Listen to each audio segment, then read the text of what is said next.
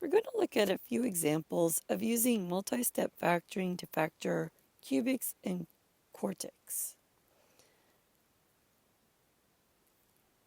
So for example, we've got this cubic trinomial, x cubed minus 3x squared minus 4x.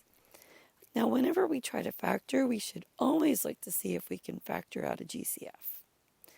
In here, all of my terms have an x in it, so I factor out the x with the lowest exponent, which is just x to the 1, or x.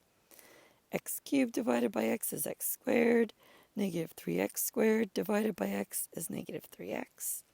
Negative 4x divided by x is negative 4. So now we have x times x squared minus 3x minus 4. Now the polynomial in parentheses is quadratic, and we want to see if we can factor it more. So let's factor this trinomial. So we are looking for numbers that multiply to negative 4 and add up to negative 3.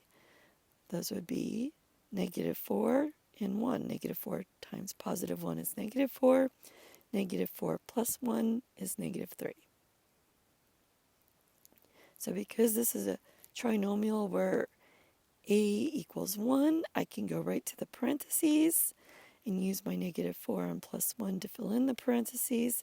So I have x minus 4, x plus 1, and of course we have the GCF that we factored out originally, x. And now this cubic trinomial is factored into 3 linear factors.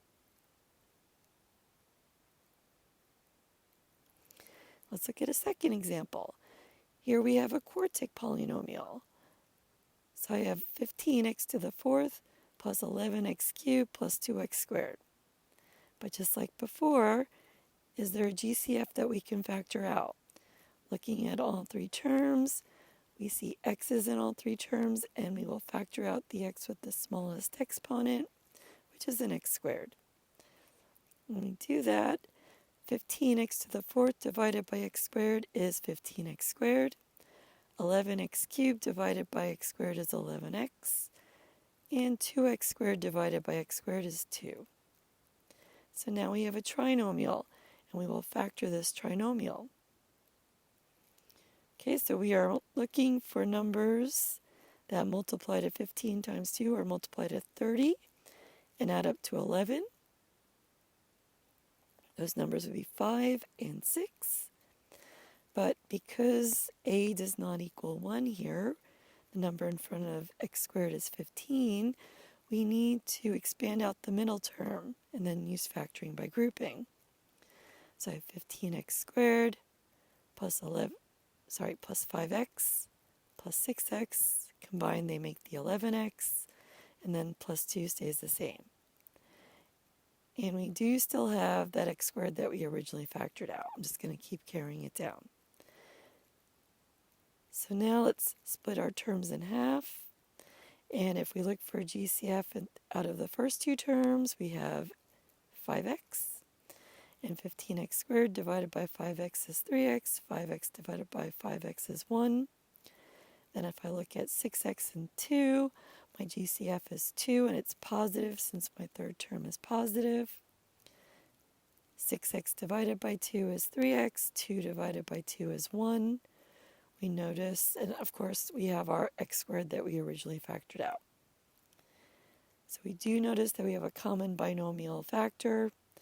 Well, we will factor that out and have 3x plus 1.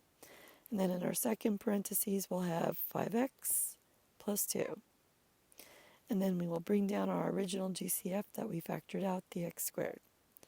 So now we have factored our original quartic trinomial into a quadratic factor and 2 linear factors. Let's look at one more. So I have 15x to the 4th minus 16x squared. Is there a GCF?